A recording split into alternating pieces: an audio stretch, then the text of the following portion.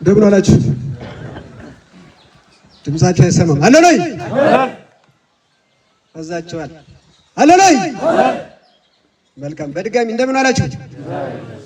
በጣም ጥሩ። ያው እንግዲህ ምናልባት ከዚህ በፊት እዚች ቦታ ላይ ቆመን እንኳን ደስ ያላችሁ መልእክት አስተላልፈን ነበር። ነገር ግን ደግሞ የቀሩ ስራዎች እንዳሉን ያው ተናግረን ነበረ። ስለዚህ ዛሬ የአንድነት ከዚህ በፊት እንግዲህ ምናልባት ይህ ትግል ከተጀመረ 4ኛ ዓመቱን እየያዘ ነው። በዚህ 4 ዓመት ውስጥ ጎንደር አንዱን አናቀም የነበረው ሁልጊዜም በተለያየ መንገድ በሆነ ሰበብ ከሁለቱ ነን የቆየ ነው። ዛሬ ግን ጠቅልለን ለአንዴና ለመጨረሻ ጊዜ ጎንደርን በአንድ መዋቅር፣ በአንድ አደረጃጀት፣ በአንድ ድርጅት ውስጥ አስገብተናልና እንኳን ደስ ያላችሁ ማለት ፈልጋለሁ። ከዚህ በመቀጠል እንግዲህ ምናልባት ይሄን አንድነት ለመስራት ዋናው ድርሻ የእናንተ የሰራዊቱ ድርሻ ነው። ምንድነው የሰራዊቱ ድርሻ? ስትመጡ እየሞታችሁ እየቆሰላችሁ እየደማችሁ አመራር አጅባችሁ ነው የመጣችሁት። ኢቭን ከመጣችሁ በኋላ አንዳንድ ችግሮች ሲገጥሙንም ጭምር አንድነትን ሳይሰራ አንድነትን ሳይጨርስ አይወጣም አይሄድም አመራር እያላችሁ ትልቁና የወደድኩት ነገር በነገራችን ላይ ይሄ አነጋገራችሁ። ለምን ምናልባት አመራር ነን፣ በአመራር ውስጥ ክፍተት ሊኖር ይችላል። በዛ ክፍተት መካከል ልዩነት ሊኖር ይችላል።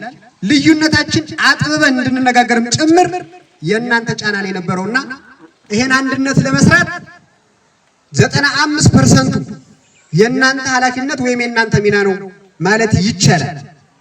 ስለዚህ በዚህ ጫና መካከል አንድነታችን አብስረን ወንድማማቾች እንደምታያቸው ከዛ እስከዚህ ሙሉ በተለያየ ጎራ ቆመን የነበረው ወንድማማቾችን ዛሬ አንዱን እንድንቆም የእናንተም ጫና የእናንተም ሐሳብ ተጨምሮበት እኛም ከብዙ ጭቅጭቅ ከብዙ ንትርክ በኋላ ሐሳብ ለሐሳብ ተግባብተን አንድ የጎንደር ልጆች ሆነን አንድ ተቋም መስርተናልና በድጋሚ እንኳን ደስ ያላችሁ ማለት ፈልጋለሁ።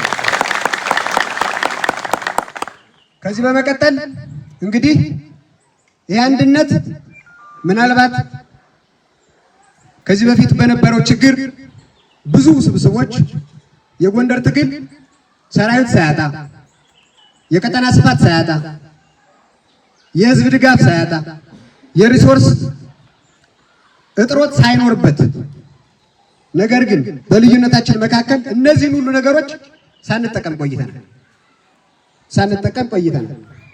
ከዚህ በኋላ ግን አንድነታችን እስከጨረስን ድረስ የተሻለ ጎንደር እንገነባለን፣ የተሻለ ሰራዊት እንገነባለን። ካለን ላይ እያደራጀን እያሰለጠንን አጠቃላይ የጎንደርን ችግር ሙሉ ለሙሉ ፈትተን ግባችን ወይ መዳረሻችን ምናልባት እስከዛሬ በልዩነታችን መካከል የአሸባሪው ስርዓት የብልጽግና ስርዓት በልዩነታችን መካከል እስካሁን ዘግይቷል። ከዚህ በኋላ ግን አንዱ ነን በአንድ እስትንፋስ እየተነፈሰ በአንድ መመሪያ እየተመራ በቅርቡ ጎንደርን ነፃ አውጥተን ወደምንገሰግስበት ከመነሻችን ተነስተን ወደ መዳረሻችን እንድንሄድ ሁላችንም የበኩላችን ልንወጣ ይገባል። ከዚህ ውጪ ከዚህ በኋላ ምናልባት በዚህ ትግል ውስጥ ሁሉም ሰው የአማራን ትግል ሁሉም ሰው ይሄን ትግል ተረድቶታል ብለን አናምንም።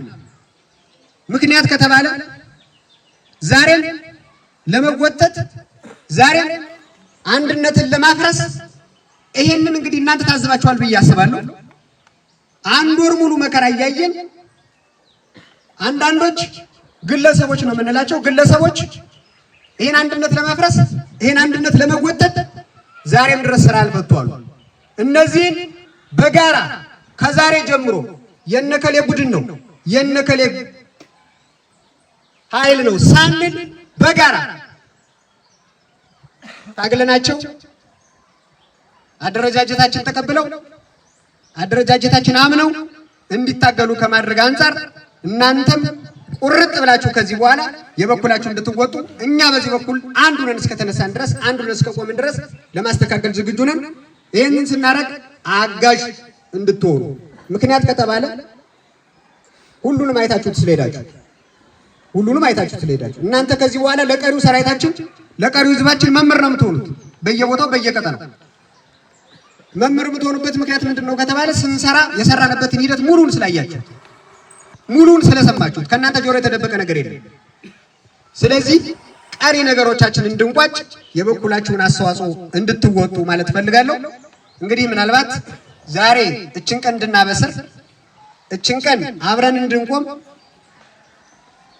በዝናቡ በፀሐዩ በብርዱም በራቡ በድካሙ ሁሉንም ነገር ችላችሁ ለዚች አንድነት ስላበቃችሁን በድጋሚ ለእናንተ አንዴ ክብር እንድሰጡ አመሰግናለሁ።